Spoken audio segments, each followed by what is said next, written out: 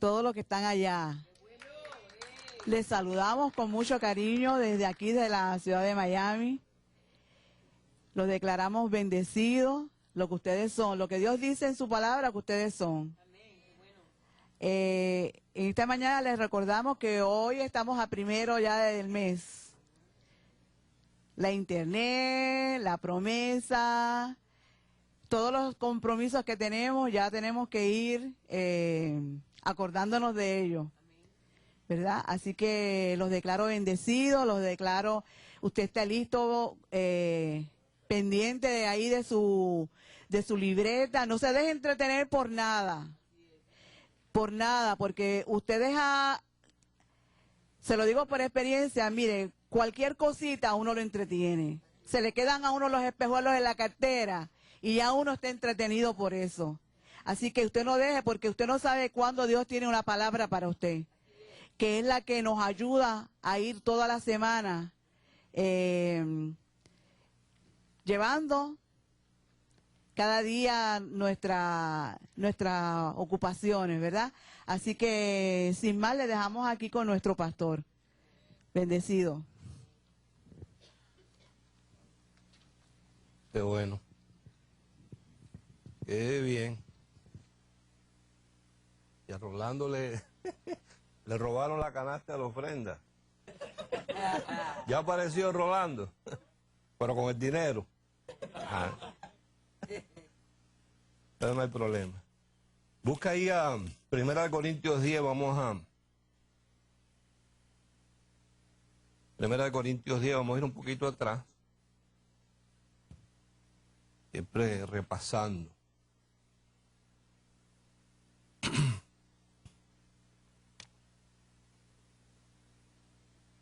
Recuerden que los miércoles estamos acá transmitiendo en vivo, pero usted puede llegar. Yo sé que ya usted sabe mucho, pero siempre es bueno refrescar. 1 Corintios 10.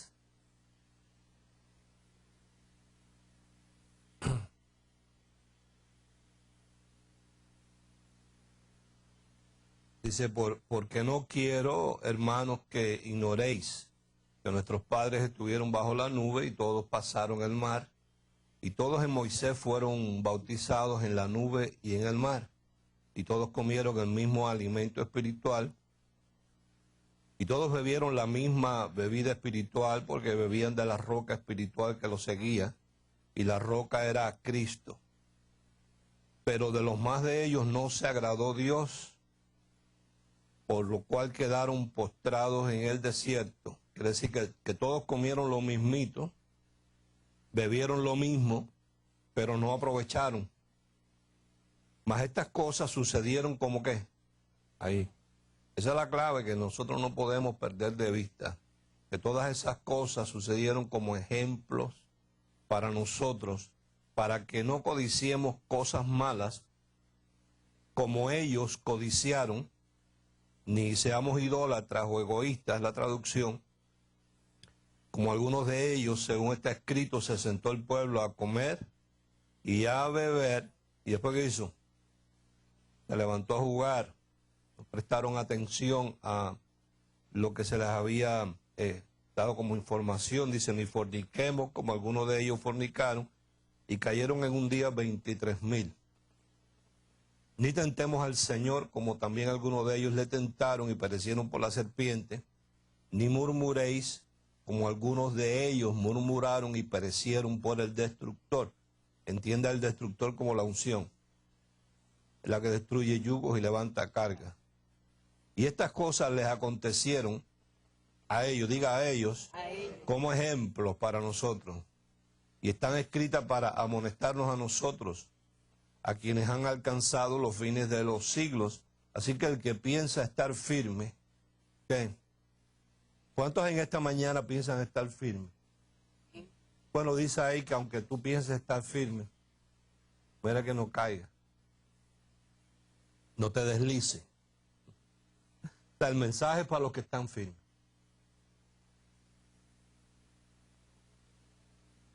El mensaje es para el que está firme.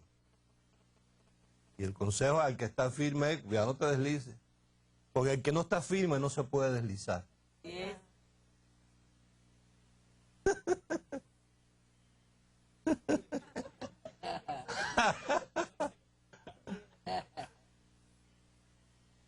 Así que el que piensa estar firme, diga, yo estoy firme. Estoy firme. Diga, tendré más cuidado. Más cuidado. No os ha sobrevenido ninguna prueba, examen, tentación. Y cuando hablamos de tentación, por favor, eduque su mente o su conciencia, que tentación no tiene que ver nada con asuntos sexuales. Porque la gente enseguida que se habla de tentación, enseguida su mente corre y vuela allá. Y no tiene nada que ver, aunque sí tiene que ver. O sea, forma parte. Pero hay muchas cosas que las cuales uno es tentado a hacer que no son correctas, que no tienen nada que ver con eso. Dice, no nos ha sobrevenido ninguna tentación que no sea humana, pero fiel es Dios, que no os dejará ser tentado más de lo que podéis resistir, sino que dará también juntamente con la tentación o el examen la salida para que podáis soportar. Por tanto, amados míos, huid de la idolatría o el egoísmo como a sensatos. Presta atención a la palabra sensato. Es lo contrario a necio. Necio. El necio es la persona que no admite corrección. Es sabio en su propia opinión. Y la Biblia habla de eso. Inclusive la Biblia habla, vamos a ir después un poquitico por arriba de eso ahí, que uno no debe corregir al necio. Porque cuando uno corrige al necio, el necio llega a aborrecerlo a uno. Es porque tú lo corriges como es necio y es sabio en su propia opinión, aunque tú lo estés corrigiendo de una manera sana y correcta, él es sabio en su propia opinión y no está para corregirse. Entonces llega el momento en que tú le fastidias la vida. Cada vez que tú lo llamas o se encuentra contigo la persona, dice, ya viene ese otra vez ahí con lo mismo. Entonces te aborrece. Entonces al necio no se corrige. Si tú corriges al sabio, dice, cuando tú corriges al sabio, el sabio más sabio será. Pero el necio no se corrige, el necio hay que dejarlo. Entonces presta atención ahí a la palabra sensato. Como a sensatos os hablo. Juzgad vosotros lo que digo. Entonces tomando de ahí, nos recordamos de que el libro de Josué es una sombra de la iglesia. Diga sombra. Y cuando hablamos de sombra, hablamos de que está ahí como ejemplo para nosotros. Y que donde más encontramos la sombra de la gracia es en el libro de Josué precisamente. Donde cuando vemos a Josué y estudiamos y leemos Josué y entendemos Josué, nos es más fácil entender la gracia. Porque para eso es que la ley está ahí. La ley dice la palabra que era el esclavo, el ayo, la palabra ayo significa el esclavo que lleva al niño al maestro. Entonces, en este caso, la ley era el esclavo, el criado de la casa, que tomaba al niño de la mano y lo llevaba al maestro. Y en este caso, la ley era ese esclavo y el maestro era la gracia. Entonces, la ley nos ayuda a entender el maestro, porque en la ley vemos la sombra y la vemos en símbolo. Y entonces el símbolo, una vez uno lo sabe interpretar, todo lo demás se le aclara a uno, porque el símbolo uno lo puede ver y si no lo puede ver, por lo menos lo puede visualizar. Entonces tú visualizas el símbolo y cuando tú entiendes el símbolo, entiendes lo espiritual, porque el espiritual, por eso es que ahí en 1 Corintios nos da ese detalle, que todas esas cosas que nosotros leemos allá, no estaban ahí para que nosotros tratáramos de justificarnos a través de hacer eso, sino que tomáramos eso como el mapa, como la fórmula, como el plano para entender la gracia. Entonces, buscando ahí en esa fórmula, encontramos algo importante que es el cruce del Jordán. Y ya estuvimos por ahí diciendo que Jordán quiere decir agua que fluye de una forma perenne, que no se acaba. O sea, que siempre tendremos un Jordán que cruzar en nuestras vidas. Pero también aprendimos que tan pronto uno cruza el Jordán se encuentra con un área que lleva como nombre Gilgal. Y que cada nombre de esto tiene un significado. Y que Gilgal decía algo que uno viene rodando, se detiene y empieza a rodar en un rumbo diferente. En otras palabras, ellos venían rodando del desierto, dando vueltas, un camino de 11 días, se echaron 40 años y no lograron coronar. Entonces Dios lo que nos está diciendo a través de este ejemplo es que casi todos, a no ser los que somos pequeños o somos jovencitos, casi todos venimos de rodar por diferentes lugares. Y que cuando nos toca cruzar el Jordán, que en este caso para nosotros es ser introducidos al Evangelio de la Gracia, debemos detenernos, dejar de rodar en la misma dirección que rodábamos antes y empezar a rodar en una dirección diferente de acuerdo a lo que nos enseña la palabra. Donde tenemos nosotros el complique, es una contradicción que está en lo que nosotros somos un ser muy complicado porque somos espíritu, vivimos en un cuerpo y tenemos un alma muy complicada con conciencia, subconsciente, inconsciente, mente, voluntad, libre albedrío, una cantidad de situaciones que es como el apóstol Pablo decía, yo lo que quiero hacer no lo hago y lo que no quiero hacer esto hago. O sea, es una lucha. En otras palabras, en Colosenses 1 dice que hemos sido trasladados al reino de su amado Hijo, pero hemos llegado ahí con una mente de otro reino. Entonces es muy difícil funcionar en el reino de Jesucristo con mente de ignorancia y de tiniebla y queriendo seguir operando como operábamos antes de llegar al conocimiento de la verdad. Y ahí es donde está nuestra lucha y ahí es donde la enseñanza del pastor debe ser dirigida. La iglesia está atrasada en el sentido de la pedagogía, de la enseñanza, sino que se ha convertido en una continuación de la iglesia católica, del miedo, del purgatorio, del infierno, del diablo. La gente va a la iglesia por temor, no por amor a aquel que dio la vida por ellos, ¿entiendes? Entonces ahí es donde ha fallado la iglesia y es ahí donde nosotros vamos a estar siempre haciendo la insistencia, no en tu espíritu, ni en tu cuerpo, ni en tu carne, sino en la parte donde se toman las decisiones. ¿Estamos? Entonces busca conmigo ahí, en Filipenses 1, Filipenses capítulo 1.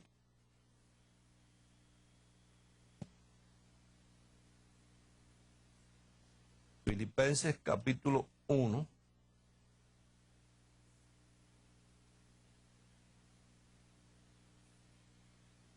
Y vamos a leer el verso 6 y le damos sentido. Filipenses 1, verso 6. Dice, estando persuadido de esto,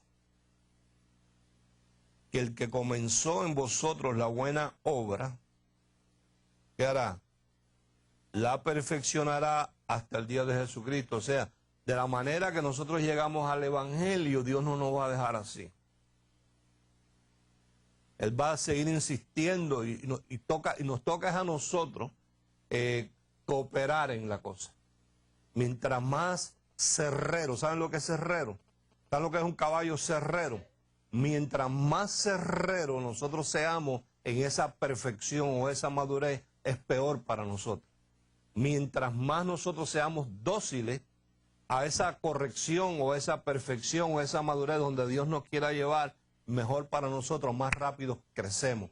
Por eso es que ahí mismo el ejemplo está ahí, que todos oyeron lo mismo, vivieron lo mismo, comieron lo mismo y sin embargo la mayoría de ellos quedó postrado en el desierto. Sin embargo, hubieron algunos que lograron su meta. Igual pasa en la iglesia, puede haber gente que llevan 20 años oyendo la misma palabra, pero son cerreros, son sabios en su propia opinión, porque vienen de una naturaleza muy torcida, diga torcida, y al mismo tiempo una naturaleza muy mal formada. Entonces cuando vienen al evangelio creen que se trata nada más que de lo espiritual, oído, y lo menos que se trata de esto es el espíritu.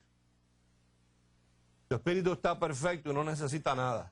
Entonces cuando tú espiritualizas esto te distrae y pierdes la atención, que donde Dios está interesado es en nuestro carácter y en nuestros modales.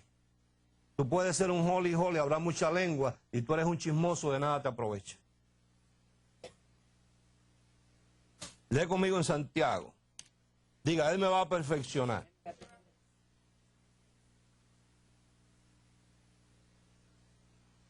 Porque Él quiere nuestro bienestar. Santiago capítulo 1, verso 13.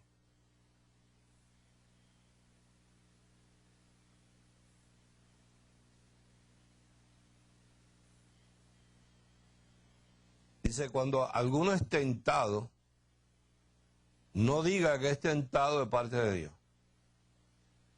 Porque Dios no puede ser tentado por el mal. Ni Él tienta a nadie, sino que cada uno es tentado cuando de su propia, diga propia, concupiscencia. La semana pasada dijimos que la palabra concupiscencia es la palabra epitumia, que quiere decir una persona que se resiste al cambio. Tú viniste fue para cambiar. O sea, tú para ser salvo no tenías ni que pasar por una iglesia. Tú podías simplemente allá en tu casa decir, Señor, yo entiendo que he estado en una vida torcida, hacía lo que no era correcto, yo te recibo como mi Salvador, entiendo que tú eres el Hijo de Dios y ya tú no necesitabas más nada, porque ya tu nombre de todas maneras estaba escrito en el libro de la vida. Entonces tú vienes a la iglesia es para que la palabra te cambie. Léelo aquí, mira, en Santiago capítulo 1, verso 14, dice que, sino que cada uno es tentado cuando de su propia, viste que no es la concupiscencia del vecino, de su propia epitumia, resistencia al cambio, es atraído. Algunos son atraídos por una cosa, otros son atraídos por otra. Y cuando es atraído, dice, y seducido. O sea, que la cosa no está en ser atraído. La cosa está en cuando la persona es atraída y se mantiene en esa atracción. Termina siendo, ¿qué? Seducido. ¿Por qué seducido eventualmente y vencido? Porque es atraído de su propia concupiscencia, quiere decir que hay algo ahí ya. Ya esa carne conoce esa área y le gusta, porque fue formada y criada en esa área y le gusta, la conoce. Entonces, si uno sabe que en esa hay un área en la vida de uno en la cual uno es atraído, y si uno persiste en eso es seducido, y si sigue en la situación es vencido y eso le trae consecuencias a uno, pues entonces si uno sabe que en casa del primo de uno se forma la fiesta y ahí abren la botella y tú eres atraído porque esa es tu concupiscencia, la botella, pues tú no vas a casa del primo. Bien. Digo, si es que uno quiere cambiar, porque de todas maneras esa concupiscencia Dios te la va a quitar tarde o temprano. No porque te vayas a perder, sino porque eso te va a traer consecuencias. Entonces uno es el que decide con el libre albedrío y dice, yo sé que en casa de mi primo Perico se forma la fiesta todos los sábados o los domingos y allí esa gente no puede estar si no abren las botellas. Y yo vengo de ahí, yo no quiero esta concupiscencia que por la cual yo soy atraído, yo no puedo ver una botella ni de gaseosa. Porque pienso que la gaseosa es buena, pero tiene que ser con el aguardiente. Veo una gaseosa y pienso en el ron. Entonces, mejor no voy a casa de mi primo Perico, me abstengo, porque tú estás en eso, tú quieres cambiar. ¿Sí o no?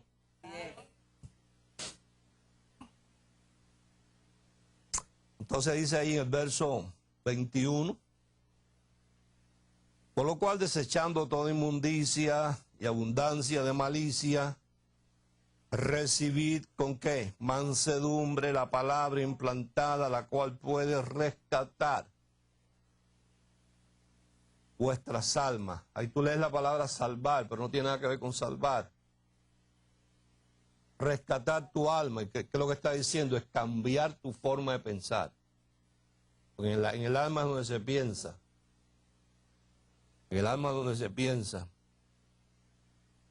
Entonces tenemos un ejemplo ahí muy claro. Lee conmigo Lucas 22. Mira qué ejemplo más claro. Nuestro hermano Pedro.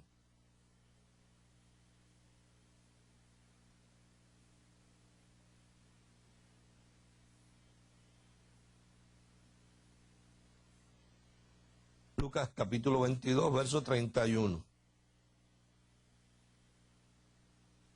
¿Sabe? El que nosotros conocemos como Pedro, antes de ser Pedro, era el mismo individuo, pero se llamaba Simón. Entonces, Jesús le cambió el nombre. Porque Simón quiere decir uno que es ambivalente. Uno que es guiado mucho por las emociones. Entonces, Pedro tenía una combinación que la gente que tiene ese tipo de carácter así, sufre mucho. Pedro era impulsivo y al mismo tiempo muy emocional. Dos cosas, es una mezcla volátil, porque el que es emocional se emociona de cualquier cosa, y si es impulsivo, no lo piensa dos veces. Entonces Pedro era eso, él era volátil. Por eso fue el que a la hora que vienen a aprender a Jesús, plan profético ya, él es el que saca el machete y le corta la oreja. No fue otro. Pero también, al ser impulsivo y emocional, fue el único que caminó por las aguas. Lo único que le hizo falta fue, ven, y ya estaba en el agua. Los demás ni se movieron. O sea que tiene su pro y tiene su contra, pero definitivamente, para lo que Dios iba a usar a Pedro, ese carácter no podía seguir siendo así. Entonces el que es así, se le mete en la mente cualquier cosa, quiero ser pastor ahora, y entonces no lo piensa dos veces. Y él quiere ya ser pastor, y entonces en esa forma de ser, sin haber sido perfeccionado, comete muchos errores y daña el cuerpo también. Porque predicar no quiere decir que una persona que sepa predicar tiene un llamado a pastor. En esto lo de predicar es lo más facilito que hay. Entonces le dice ahí, mira, ya él le había dicho, le había cambiado el nombre de Simón, que quiere decir uno que es dominado por el viento, como una espiga. O sea que si el viento está para acá, entonces él está para acá. Y si está para allá, pues él está para allá. Es una persona ambivalente, se mueve de acuerdo a las circunstancias. Entonces ya Jesús le había dicho, ya tú no serás más Simón, no puedes seguir siendo Simón, tú vas a ser Pedro. Que Pedro quiere decir piedra. Y entonces Jesús dijo, yo soy la roca. Tú vas a ser una piedra aparte de esta roca. Y así como yo soy de firme, tú tienes que llegar a ser así igual que yo. Eso es lo que le dijo. Pero entonces, la naturaleza, diga la naturaleza. Estaba ahí, la concupiscencia de Pedro estaba ahí, de Simón, y entonces empezó a flaquear, aunque él pensaba que estaba firme, de momento se descuidó. Entonces Jesús le dice en el verso 31, Simón, Simón, malas noticias. No le dijo Pedro, no le dijo piedra, le dijo Simón, Simón, qué lástima te tengo, qué pena me da contigo.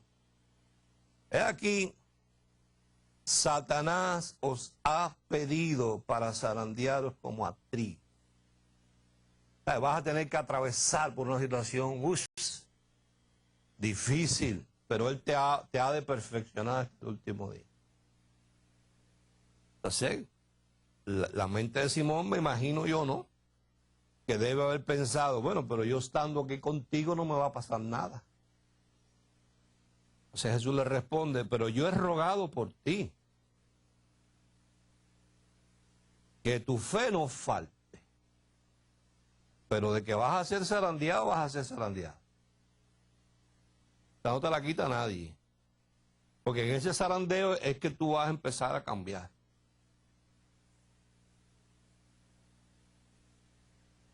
Que tu fe no falte y tú, una vez vuelto, o sea, no te vas a... O sea, tu zarandeo no está diseñado para tu destrucción. Tu zarandeo está diseñado para tú ser perfeccionado y dentro de ese zarandeo que tu fe no falte y tú conozcas el poder de Dios. Y una vez tú vuelto, puedas entonces confirmar a tus hermanos, decirle a tus hermanos en la fe, yo pasé por esto y por aquello y por lo... O sea, pues, tú puedes dar ejemplo. Tú puedes dar ejemplo, porque predicar basado en la experiencia de otros, eso no tiene valor ninguno. Entonces por eso podemos leer a Pedro, en Primera de Pedro, capítulo 5. Ya Pedro es zarandeado, ya Pedro sufrió como nadie tiene idea, porque su carácter lo llevó a traicionar a aquel que lo había amado tanto. Primera de Pedro, capítulo 5, verso 6.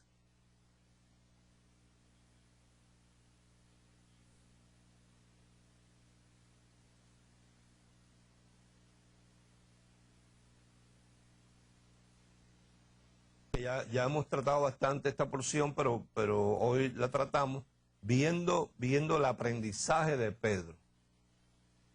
Este es el Pedro que le decían Simón, Simón, pero ya no le dijeron más. Después de aquello ya no fue más Simón, Simón. Ya fue Pedro. Humillaos, pues bajo la poderosa mano de Dios para que Él los exalte cuando fuera el tiempo. ¿Podía Pedro decir eso anteriormente al zarandeo? No. Pero ahora sí lo puede, igual que tú has sido sobreviviente de algunas circunstancias en tu vida que te sirven ahora para decirle a otro, tranquilo que yo pasé por ahí, ¿sí o no? Qué bueno. Entonces, verso 7 dice, echando toda vuestra ansiedad sobre Él, porque Él tiene cuidado de vosotros. Sed sobrios y velad, porque vuestro adversario, el diablo, como león rugiente, anda alrededor buscando a quien devorar, el cual resistir firmes en la fe, sabiendo que los mismos padecimientos se van cumpliendo ¿en qué? ¿Dónde? O sea, que esto es para todo el mundo. Para todo el mundo.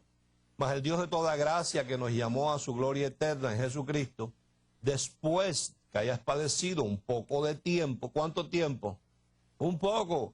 El mismo que os perfeccione, lo que Pablo le dijo ahí a la iglesia de los filipenses. El que comenzó en vosotros la buena obra, la ha de perfeccionar hasta el último día.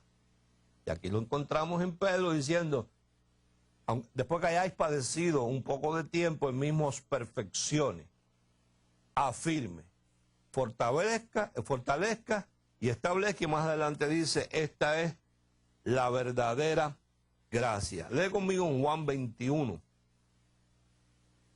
Juan 21.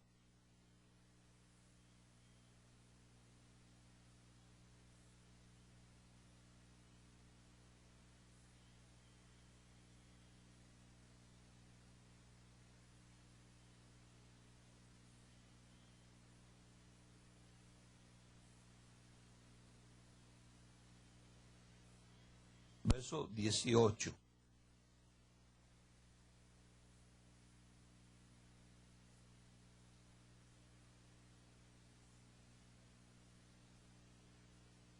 Dice, de cierto te digo. Está hablando Jesucristo después de haber resucitado a Pedro. De cierto te digo, cuando eras más joven, inmaduro, te ceñías e ibas donde querías, mas cuando ya seas viejo, maduro, extenderás tus manos y te ceñirá otro y te llevará a donde no querías. La palabra ceñir ahí, la palabra ceñir viene del griego somni, que se traduce así, otro te vestirá. Y también se traduce como cuando a un caballo le ponen una montura. Que la montura lleva rienda, lleva freno y lleva estribo. O sea, como cuando a uno tú agarras un caballo y le pones la montura y se la aprieta y te subes ahí, tiene su rienda, tiene su freno, tiene sus estribos. Quiere decir que lo que Jesús le está diciendo, Pedro, tú antes hacías como tú querías, pero de ahora en adelante a ti te van a poner una montura. ¿Ves?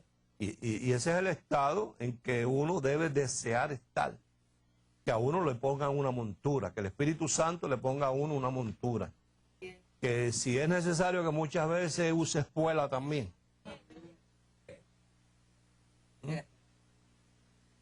Que la use, porque finalmente es para el bien de nosotros, con el propósito de perfeccionarnos.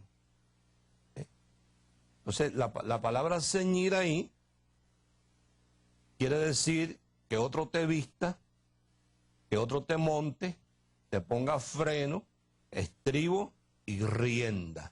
Ve conmigo a Jeremías 18. Jeremías capítulo 18.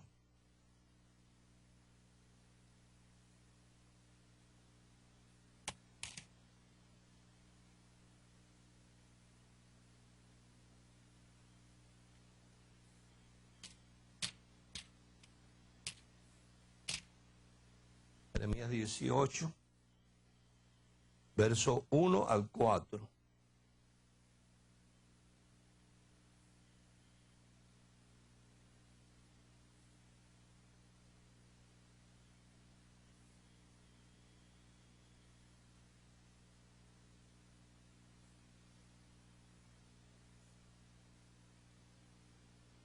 ¿Ya? Ok. Dice, palabra del Señor que vino a Jeremías diciendo, levántate y vete a casa del alfarero, y allí te haré oír mis palabras. Y descendí a casa del alfarero, y he aquí que él trabajaba sobre las ruedas, y la vasija de barro que él hacía se echó a perder en su mano, y volvió y la hizo otra vasija según le pareció mejor hacerla. Ahora, presta atención ahí donde dice, y volvió y la hizo. Y volvió y la hizo. Quiere decir que es la misma.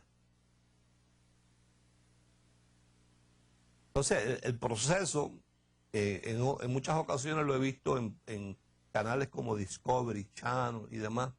El proceso que se usa en esto, cuando es un alfarero que usa rueda, la rueda de alfarero, es un proceso interesante, porque esta gente tiene mucho cuidado en el tipo de lodo que usa. O sea, no es cualquier tierra, cualquier fango. Esta gente van a donde están la arcilla, y después que recogen esa arcilla tienen como un colador o varios coladores de grueso a fino, y lo van colando hasta que lo pasan por el último colador más fino, que es un polvito muy finito. Entonces ellos tienen la precaución de que ahí en ese polvito no haya piedra, no haya pajita, no haya una hierbita, no haya ningún otro cuerpo extraño que no sea la arcilla. Entonces esa arcilla la llevan a la alfarería, donde con agua, y que tiene que ser un agua muy pura, no puede ser agua contaminada tampoco, el alfarero diga con sus propias manos y con mucha paciencia empieza a humedecer la arcilla, y según la va humedeciendo se va formando como un lodo, como un fango, oído, lo cual debe y tiene que ser manejable.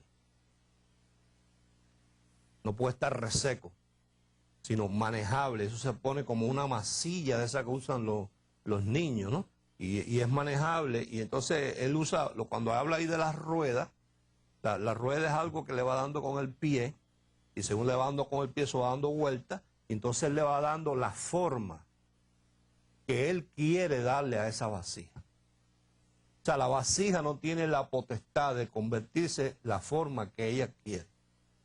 No sé si me estás entendiendo. Sino él tiene en su mente la forma y diseño que él quiere darle a esa, diga esa, a esa vasija. Entonces, él le da la forma a esa vasija, y lo mismo puede ser un jarrón largo y picudo así, como puede ser una vasija ancha y grande, como puede ser redonda y gorda y bajita, y después que la tiene formada, la lleva a la parte del horno, donde eso se va a fraguar, se va a cocinar.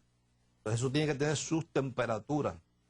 Si esa vasija por alguna razón ha tenido un cuerpo extraño, una pajita, un palito, mientras el hombre estaba ahí voló un pajarito y dejó caer una cosita y le cayó ahí, cuando está al punto de fraguar y ya cocinarse y convertirse en una vasija curada, donde después la sacan y le echan agua para probarla de que no se salga, esa vasija, el calor, cuando está en su punto, el calor a punto de convertirse en una vasija, hace ra, se raja.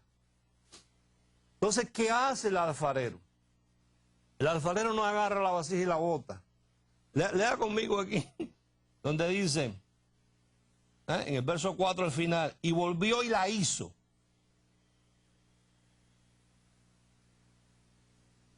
Y volvió y la hizo. O sea, a la misma la hizo otra. Para poder hacer eso, tiene que coger martillo. Pues la cosa ya va. Porque tiene que volverla a hacer polvito otra vez. Usted tiene que agarrar un martillo y esa arcilla que estaba a punto de fraguarse y convertirse en una vasija, donde en la vasija se puede depositar algo, y en aquella época era algo valioso.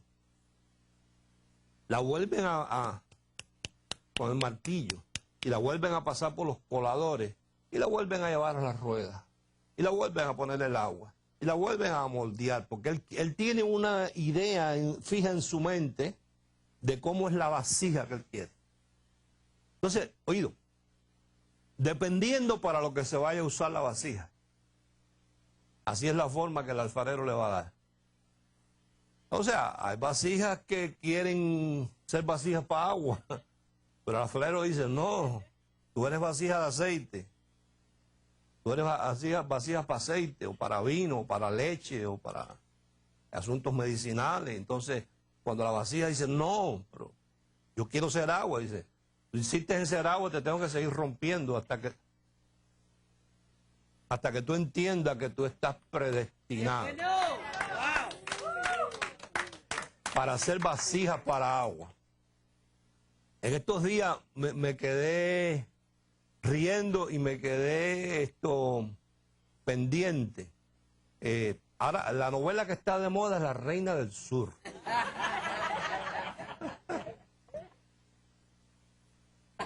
La Teresa. Y la veo casi siempre, es a las 10 de la noche.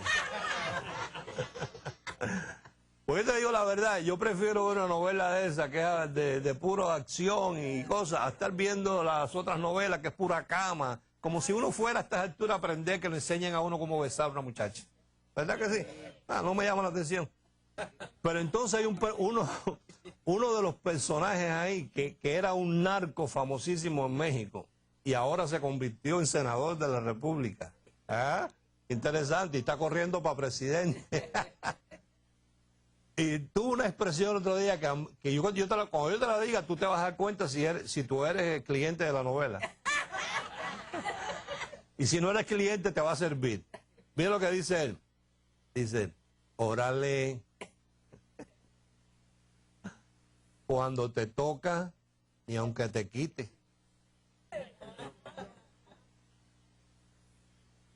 Y cuando no te toca, ni aunque te ponga.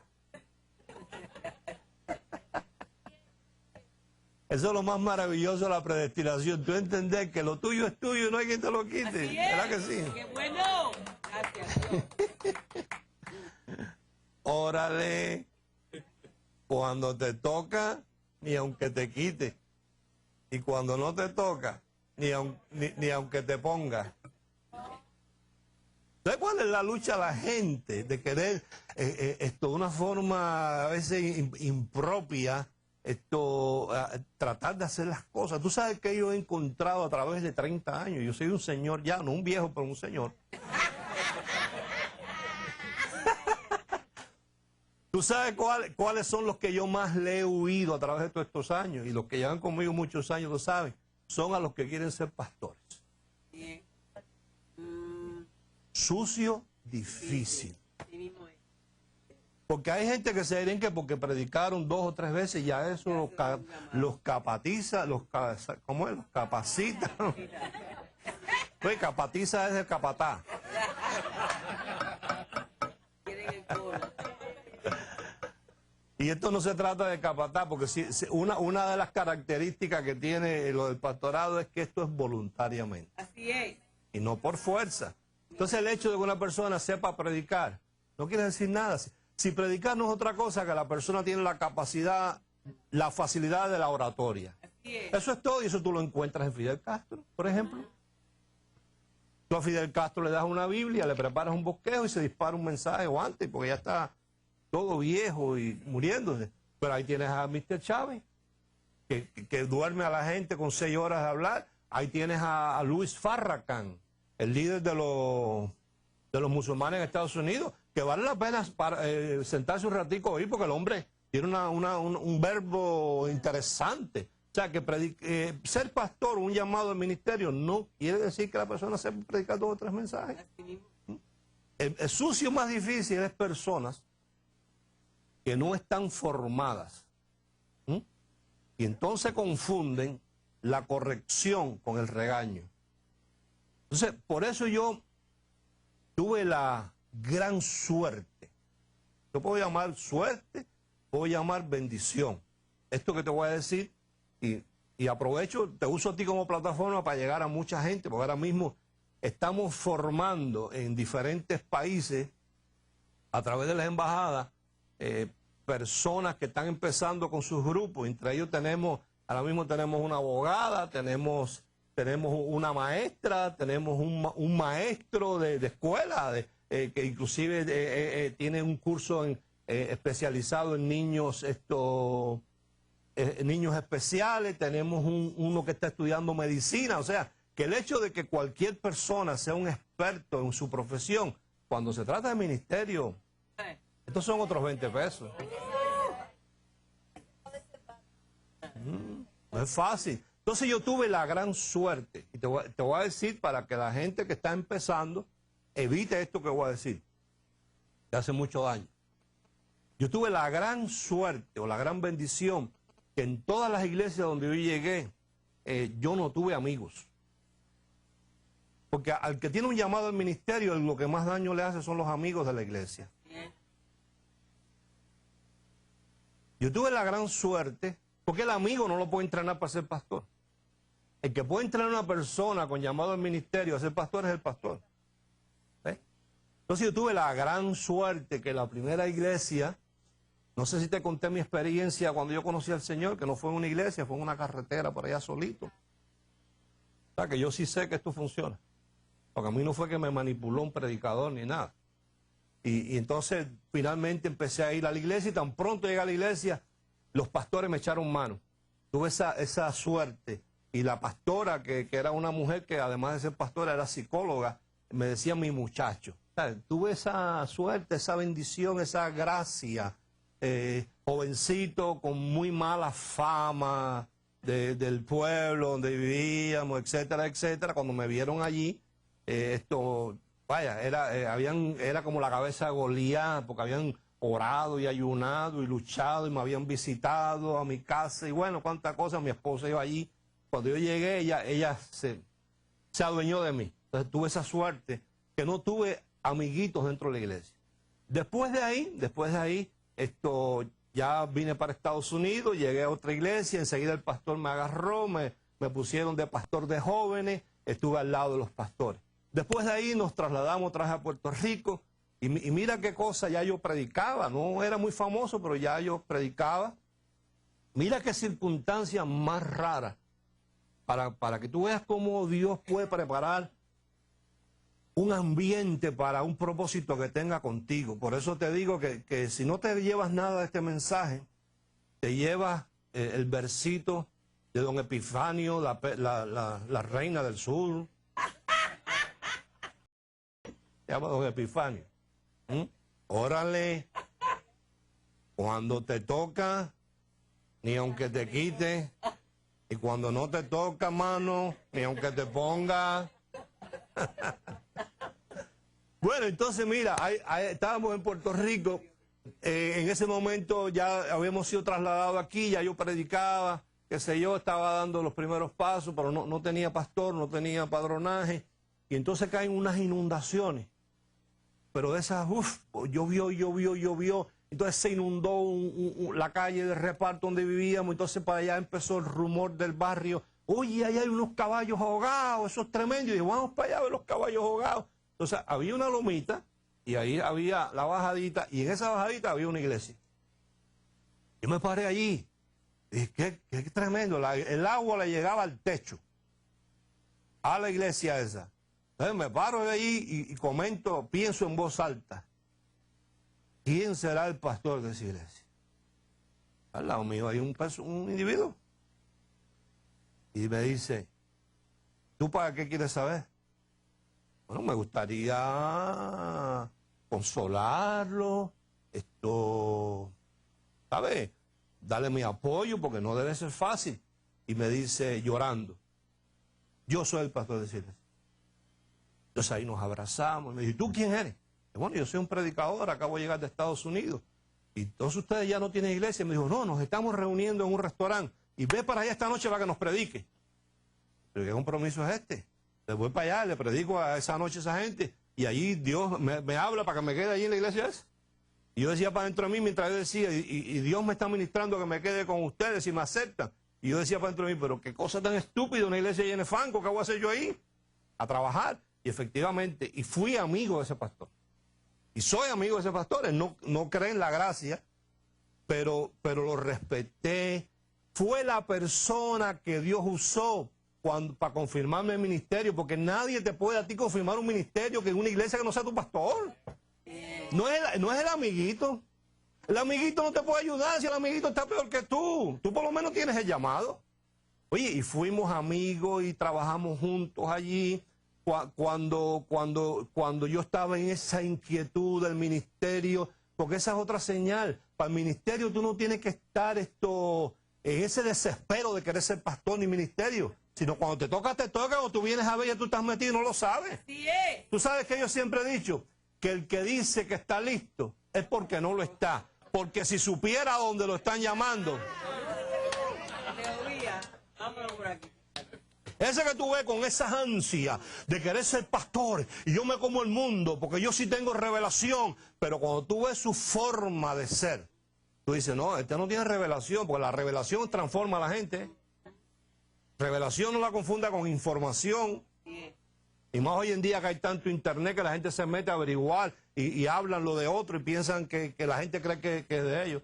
O sea, tuve esa suerte, esa bendición de que ese pastor fuimos amigos cuando yo estaba en esa inquietud de que no sabía si dejaba los negocios. Y no importaba el negocio que yo quisiera poner, me fracasaba y ponía otro y me fracasaba, hasta que él llegó un día a mi casa y me dijo, no luches más, es que Dios te está diciendo que ya es el tiempo. O sea, que tuve la bendición, pero tú sabes que es peligroso para la gente y eso lo hemos comprobado. Cuando alguien tiene un llamado dentro de la iglesia y entonces se quiere ir de la iglesia y se va en mala forma tratando de, ¿cómo se llama?, adormecer a los amigos que tienen la iglesia para que se vayan con él a pastorear. Y entonces los consejeros de ese nuevo pastor son los amigos de eso es fracaso. Oído, no es lo mismo irse que ser enviado. Eso es. Y nosotros siempre hemos estado en la mejor disposición. Aquí lo sabe la gente. Cuando estábamos allá en Palm Avenue, habían unos cuantos hermanos que tenían el deseo. Cuando hay el deseo, pues y la gente insiste, uno no puede. Y un domingo por la mañana. Eran otros tiempos, la economía del país estaba diferente también. nosotros recogimos $20,000 de ofrenda. No uno ni dos, 20,000. Y abrimos 4 iglesias. Yo me ocupé de buscar los locales, de hacer los contratos. Ahí se pusieron sillas, sistema de sonido, cortinas, alfombra, pintura, púlpito. Una la abrió el hermano Jorge Piñeiro en Broward Boulevard. Nos está viendo, le enviamos saludos. Cariño. Otra la pastoreaba el pastor Humberto Viña, la 40. Porque como él tenía una tarjetica que decía pastor Humberto Viña, no tenía ovejas. Entonces yo dije, Humberto, tú no puedes ser pastor sin ovejas. Vamos a abrir una iglesia y a ver qué pasa. Otra la abrimos en Naranja con el hermano Eberto Hernández, pintor. Y la otra se abrió en Biscayne, que era el hermano Joséito González. Solamente quedó una. Como a los 3 meses, Jorge Piñeiro me dijo, pastor, yo creo que esto no es para mí, porque imagínate, yo vengo por la mañana aquí, recibo el mensaje, y entonces después tengo que irme para allá a predicar por la noche. Yo mismo fui y les inauguré las 4 iglesias. Me pasé una semana entera ahí predicando. Y bueno, vamos a cerrarla. Pero ahí todo, desde la silla, los sistemas de sonido, los micrófonos, el púlpito, la alfombra, la pintura, el contrato. Yo fui, le inauguré la iglesia y no funcionó, no funcionó. La de allá de Naranja duró menos, duró un mes. Porque el hermano creía que él tenía y no tenía. Yo fui y se le inauguré y estaba bravo conmigo porque decía que yo no quería enseñarlo a predicar como yo predicaba. Y me acuerdo la experiencia cuando yo predicaba toda la semana y el sábado yo lo dejaba predicar a ellos para que las visitas vieran quién era el pastor que se iba a quedar ahí. Y me acuerdo que abrió la Biblia en Romanos 7, 8, no me acuerdo. Tocaba predicar ahí. Leyó todo el capítulo. Y está raro esto, un capítulo entero. Terminó ahí. Pasó para otra parte. Leyó otro capítulo entero. Y que ir a hablar de esto. Ahí sale y lee de otra parte otro capítulo entero. Y ahí sale otro capítulo entero. Y después que termina de leer, ya había pasado como 20 minutos, no había arrancado. Se queda así un rato. Silencio.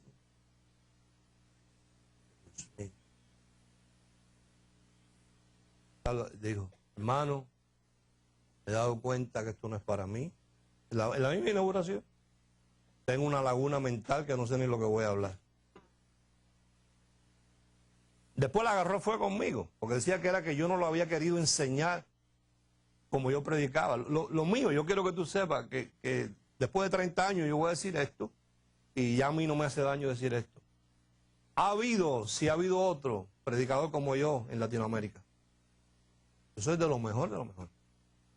¿Tú sabes por qué? No porque yo sea lo que soy, sino que Dios puso en mí un espíritu de genialidad. Y yo te puedo hablar 3 horas de un tema sin mirar un cuaderno. Así es. Porque eso me lo dio Dios. ¿Por qué? Porque no fue que yo me puse. Él me puso en esto. Entonces yo no puedo enseñar a nadie a hacer lo que yo hago. Yo te doy un seminario de 6 horas, 1 hora y media, un receso, 1 hora y media, y sin leer la Biblia. ¿Ves? Porque eso me lo dio Dios. Entonces él estaba molesto conmigo. Porque yo no lo que había querido enseñar como yo predicaba. Y eso no se lo puedo enseñar a nadie. Bueno, aquello se cerró. Lo de Viña tampoco dio. La 40 se cerró también. Y lo de Joséito fue lo único que quedó. Pero el grave problema de Joséito, y se lo digo hasta el día de hoy, fue que los consejeros de Joséito eran los amigos de él. No se dejó aconsejar. Porque te digo, puede predicar cualquiera. pero hay muchas otras cosas, los modales, la educación de la persona. También tiene que haber, aunque sea un poquito de educación académica, para tú saber cómo llenar un cheque, cómo cuadrar una chequera, entender que hay un contador por el medio, que hay como en los montes de Cuba ni de Nicaragua, estamos en Estados Unidos, aquí hay un IRS, un gobierno. Y el error más grande que cometió Joséito fue lo que nadie puede cometer, que fue tratar de enamorar a una persona de la iglesia para que se fuera con él. Una. No es el hecho de que se vaya, sino es que el principio es errado. Y el que empieza así, termina mal. Porque nosotros nunca hemos estado en el negocio de decir, como tenemos tantos miles de personas, vamos a dividir la iglesia en 5 pedazos. Porque eso crea, a ver, la oveja es un animal muy delicado, delicado, sobre todo cuando está en el redil. Y entonces el pastor siempre tiene que evitar que la oveja se le alborote o se le asuste. Entonces cuando hay gente que empieza, oye, tú te quieres ir para allá conmigo, porque mira, pues ya empieza la oveja.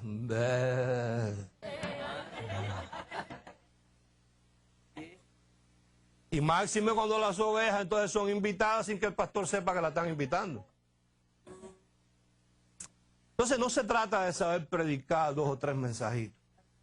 Se trata de comportamiento. Mira, y eso tú lo ves en la gente, que no tiene que ver nada con pastores. Yo te voy a decir algo, que lo más probable es que tú lo hayas visto en las noticias. El presidente de Checoslovaquia. El señor es presidente de un país. Está con el presidente de Chile. Entonces van a firmar unos papeles. Le ponen una pluma a cada uno, como hacen siempre en todo eso, ¿no? Me imagino que debe haber sido una pluma de esas caras, una Mont Blanc, algo de eso. Y entonces él, cuando ve la pluma, él hace así, mira. ¡Un presidente! No tendrá dinero ese presidente para decirle al bellaco ese que anda con él, cómprame 12 plumas de esa misma. Si el dinero no es de él, pero es la mala formación que tiene el individuo.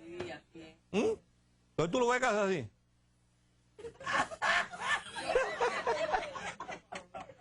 Y mira para los lados. Y entonces abre la cajita y se hace así. ¡Pum!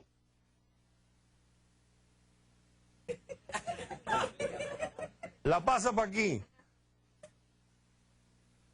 La pasa para aquí. Se la mete en el bolsillo. Se ríe. Se abrocha el vestido. Y hace así como que aquí no pasó nada. Yo le dije a mi esposa, así mismo es. No tiene nada que ver que sea presidente. Es un traca-traca. Está demostrando lo que siempre fue. Sabrá Dios de dónde venga el personaje ese. Ahora eso es la pluma. Cuando le caiga el presupuesto del año fiscal en las manos de ese señor. El dinero de las carreteras. El dinero para las escuelas. Ahora mira este otro caso. Está Shakira. Está dando un concierto, ¿dónde? En México. Y entonces ella, muy simple, muy así cool, se mete dentro del público. ¿Ves? Y entonces la gente le empieza como a saludar. Y ella de buena gente así, saluda a uno. Y cuando saluda le hacen ¡fup! Y se ve la mano cuando le hacen ¡fup! Oye, y yo me imagino que ese anillo no era de ahí de la 20 del Noruega, de Nene, de Balsán. ¿Ah? Pero fíjate el comportamiento. Si ese anillo se lo roban a Don Omar, ahí mata a 2 o 3. Sí. ¿Ah? Pero fíjate los modales de la muchacha. Hizo así, dijo. Se debe haber cagado en la madre del ladrón 1000 veces. Por dentro debe haber dicho 1000 barbaridades. Le debe haber hecho señas a los guardaespaldas. Agárralo, que no se vaya. Pero ella se quedó lo mejor, cogió su micrófono, siguió cantando y aquí no ha pasado nada. Porque es la formación del individuo. ¿Ves? Entonces, no se trata de tú saber predicar 3 o 4 mensajitos. ¿Quién quiere ser pastor aquí?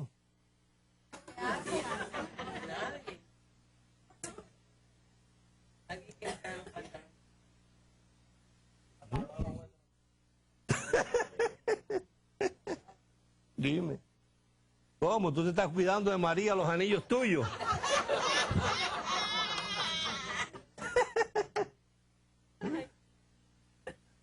Por eso es que a mí Dios nunca me ha dejado tener asunto de concilio, de decir, tenemos tantas iglesias. ¿Qué me satisface a mí? Mira, en una ocasión fuimos a un país, hace muchos años. Cuando llegamos a ese país, a esa ciudad, invitados por uno de los concilios más grandes de ese país, que ellos no sabían lo que yo llevaba en maletín. Si llegan a saber lo que yo llevaba, no me invitan. Pero bueno, ya yo estaba allí, ya era tarde. De todos los pastores que estaban reunidos, solamente uno abrazó la palabra, estuvo dispuesto a crearse, tú sabes, todos los enemigos que se creó. Cuando yo llegué allí, él no sabía ni que existía Romanos 7:14, ni que existía el griego, la palabra gracia para él, eso no existía. Tenía un grupito de 7 personas. Bueno, después yo regresé, el grupo le creció, llegó a tener 100 y pico personas, y entonces empezaron a suceder cosas en su forma de ser, en su carácter, que yo dije, o sea, es un derecho que yo tengo, ¿verdad? A decir, yo no quiero la relación con esta persona, ¿verdad? Es un derecho que a mí me pertenece, igual que le pertenece a cualquiera otro. Entonces, yo lo que hago, yo no discuto, ni formo lío, yo no soy de lío. Yo cuando formo lío, ya es porque ya no me queda más remedio. Pero me gusta evitar los líos, los bochinches, eso afecta al Espíritu Santo, todo. Yo lo que hice fue que me fui distanciando, y ese fue distanciando, y pasó el tiempo. Hace como un par de meses me escribe un correo. Mira el correo. No tenemos nada que ver en común, o sea, él no se llama como nosotros ni nada. Y yo hace años ni sabía de él. Sabía, pero no era una cosa que teníamos la amistad. Estimado apóstol, le doy las gracias por la palabra que usted sembró en mí. Le comunico que continuamos firmes en la gracia. En este momento ya hemos podido abrir iglesias en varias ciudades de mi país. Me limito a decir el país porque la gente lo conoce, ¿no? Además, tenemos iglesia en Venezuela y Puerto Rico. Entonces, lo que a mí me satisface es que delante de Dios, que es lo que a mí me interesa, no la gente, Dios haya visto que porque yo fui a ese país y me la jugué yendo a ese país, porque fui casi atacado físicamente por esta palabra, yo le sembré esa palabra a ese hombre y que hoy en día, ese hombre, gracias a esa palabra que yo le sembré, ha corrido la palabra de gracia y tiene varias iglesias en ciudades diferentes de su país, en Venezuela, en Puerto Rico y no sé qué otro lugar dice. Eso es lo que a mí me interesa. Pero concilio, no. Concilio, oído, donde tú tengas que corregir a una persona para formarla como pastor y que la persona confunda la corrección como que tú no quieres que haga las cosas a su manera. Eso es sucio, difícil, y esa candela yo no se la deseo a nadie. Lee conmigo otra cosita aquí. En Proverbios capítulo 9. Y lo de nosotros ha sido ayudar, siempre. ¿Tú quieres pastorear? Vamos. ¿Qué necesito? ¿Una ofrenda? Bueno, te la buscamos, más o menos. Silla. ¿Qué más necesita? Micrófono. Aunque esté en otro país. ¿Sí o no? Así es. Porque nosotros no trabajamos para el combo como si esto fuera. Nosotros tenemos una visión de reino muy grande. Si allá en cualquier país hay una silla que nosotros mandamos y allí se sentó un bendecido, a mí lo que me interesa es que Dios entienda que nosotros fuimos los que enviamos esa silla, para, aunque ese bendecido no sepa nunca que yo fui el que le envié la silla. Sí, no es. ¿Ah? Sí Proverbios 9, verso 8.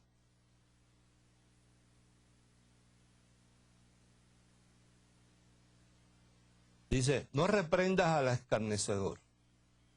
¿Para qué qué? Cuando hay una persona, la palabra escarnecedora, ahí viene la palabra insensato, el necio. Persona que es insolente, que no respeta, que es atrevida, que falta de respeto. Lo que la palabra Pablo llama un neófito. Neófito no es una mala palabra ni ofensiva.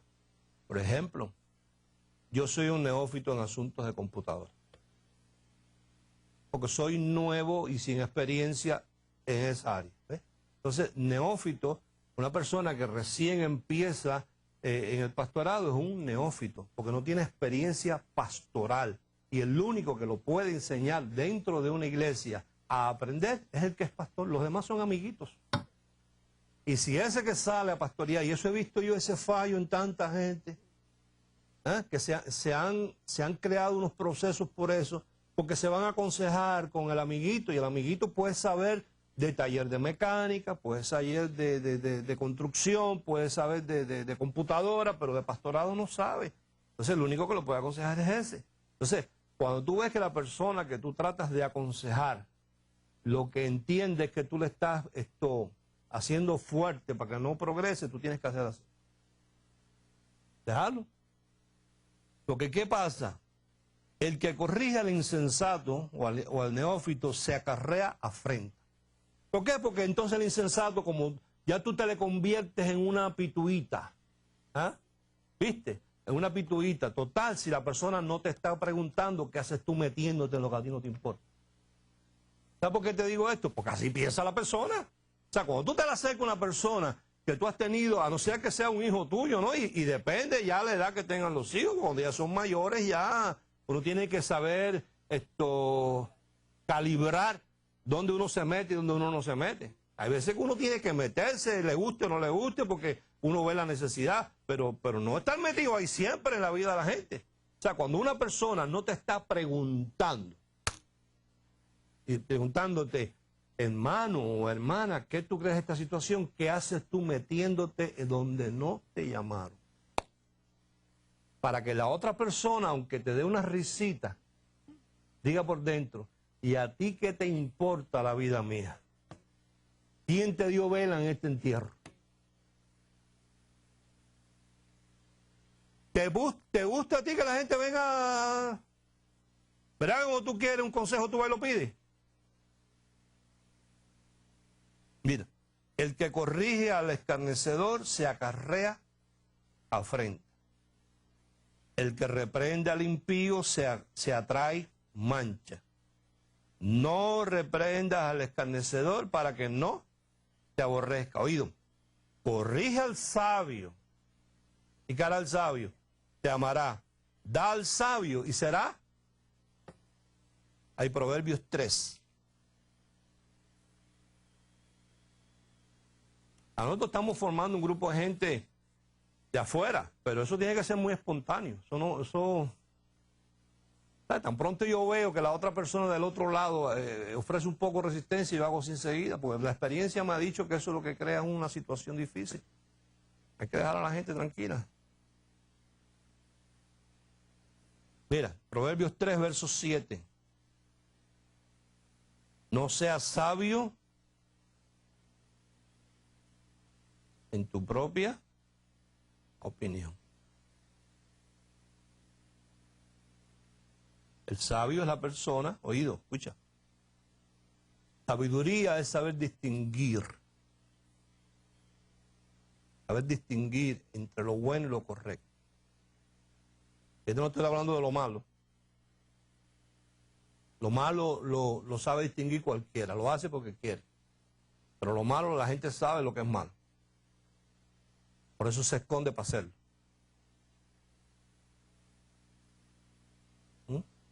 Lo hacen de madrugada. Cuando no ven la policía. ¿Por qué? ¿Por qué? Porque saben que es malo. Entonces ese no tiene que ser sabio. Ese sabe que eso es malo y lo hace escondido. ¿Verdad que sí? Pero sabiduría es saber distinguir entre lo bueno y lo correcto. Por ejemplo, hay una necesidad grande de pastores con convicción, gente íntegra, gente fiel, ¿ves? Pero hay muchas formas de uno hacerlo. Está eso es bueno, pero hay que saberlo hacer correctamente.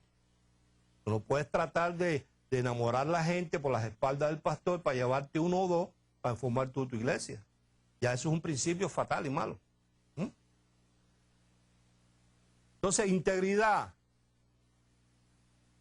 es cuando tú descubres la diferencia entre lo bueno y lo correcto, hacerlo. Porque hacer lo correcto no es lo más popular. La gente está acostumbrada a lo mediocre. O sea, la gente no está acostumbrada ni a la franqueza. La gente está acostumbrada a la mentira. Desde niños estamos acostumbrados, formados a la mentira. Y hay gente que pudiendo hacer, yo he conocido gente que pudiendo decirte una verdad, te dicen una mentira. Y tú los ves, tú te das cuenta que es una mentira. Pero tú te das cuenta, tú dices, pero ¿cuánto trabajo está pasando para inventarme ese paquete? ¿Eh? Son un saco de mentiras.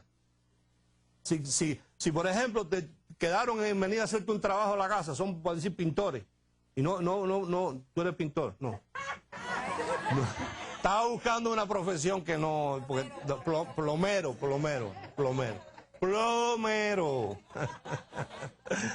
Tienes la cañería tupida y fulano de tal perico quedó en venir a las 3 a, ¿cómo se llama? A taparte la cañería. No es más fácil decir, oye, me compliqué en el trabajo que estaba haciendo, voy a llegar a las 7. ¿Eh? No es más fácil que decir, tú no sabes lo que pasó, es que tengo a la mujer mía en estado y de momento tuve que llevarla para el hospital porque tenía un sangramiento, siendo mentira. Pero hay gente que son así. Son un saco de mentiras.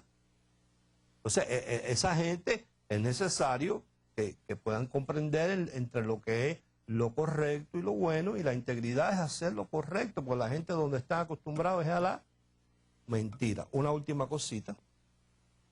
Primera de Timoteo.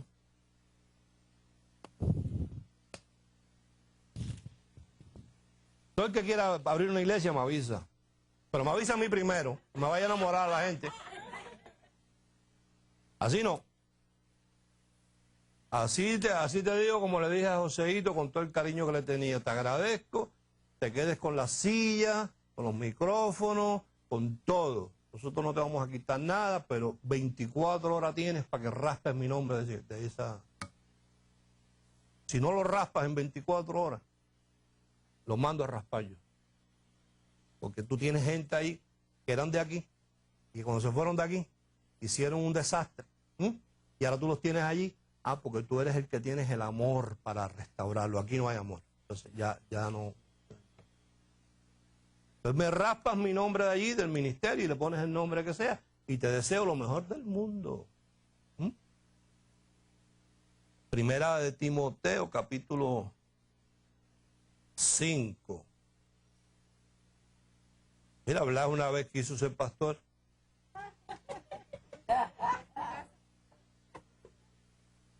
Y me robó una oveja. Pero te voy a decir que, mira, era una hermana que del huracán Andrew, el huracán le había llevado el techo y el seguro le había dado un billete grande. Y fue allá y me enamoró la oveja para coger los diezmos de la mujer.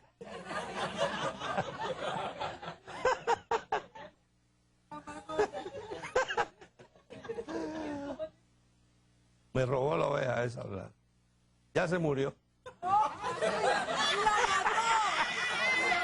Blas la mató.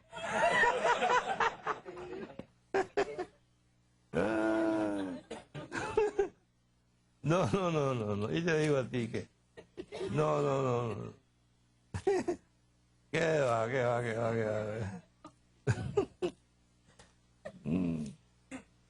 ¿Qué era lo que yo quería buscar aquí? Que no, sí, pero es que yo quiero leerte algo que no lo tengo apuntado. Aquí está. Es primera de Timoteo, capítulo 3. El 3. 3. 1, 2, 3. Oye, esto es puro americano aquí. Puro americano aquí. Tú dices 3 y no entienden ya. 3. 1, 2, 3. Puro americano.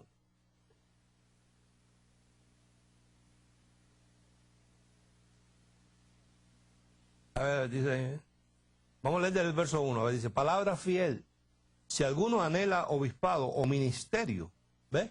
Buena obra desea, eso es bueno. Pero es necesario que el ministro sea irreprensible, marido de una sola mujer, sobrio, ¿qué más? Prudente, decoroso, hospedador, apto para enseñar, no dado al vino, al guaro, no pendenciero. Cuando alguien no quiere andar contigo, déjalo tranquilo. ¿Cuál es el lío del exceso de justificaciones de la gente? ¿Sabes cuando la gente trata de justificar las cosas? Se vuelve mentiroso porque fuerza. No, tú no tienes que justificar. ¿Y qué te pasó que ya tú no estás con el apóstol allá? Porque tú antes estabas. No estoy porque no quiero. No más nada, porque sentí de parte de Dios no estar. Y ya, ¿y cuál es el problema? Eso no tiene lío ninguno. Pero cuando la gente trata de empezar la justificación, entonces empiezan a torcer y ahí es donde vienen las mentiras que no son necesarias. Apto para enseñar, no dado al vino, no pendenciero, no codicioso de ganancias deshonestas como el presidente de Checoslovaquia. Sino amable, apacible, no avaro, que gobierne bien su casa, que tenga a sus hijos en sujeción con toda honestidad cuando son menores. Pues el que no sabe gobernar su propia casa, ¿cómo cuidará de la iglesia de Dios? No un neófito, no sea que envaneciéndose caiga en la condenación del diablo. ¿Qué es lo que quiere decir? Que un neófito es uno que cree que sabe, pero no sabe. Entonces se envanece. Porque no falta la gente que lo aplauda. Dale por ahí, esto, lo otro. Y entonces la persona como un neófito no se da cuenta que es mejor no envanecerse, sino estar tranquilo. Como un cuento muy famoso de un predicador que se subió a predicar y a su nombre y se quitó el saco y tiró el saco. Y entonces empezó su mensaje y la gente callada y la gente nada. Entonces se bajó todo destruido, todo deprimido. Y le pregunta a una anciana que estaba allí: hermana, ¿qué usted cree que me pasó? Estoy todo así, fracasado. Y me dijo: es que te subiste como tigre, te bajaste como gato. La próxima vez te sube como gato y te baja como tigre. Bueno, sácame del internet, sácame.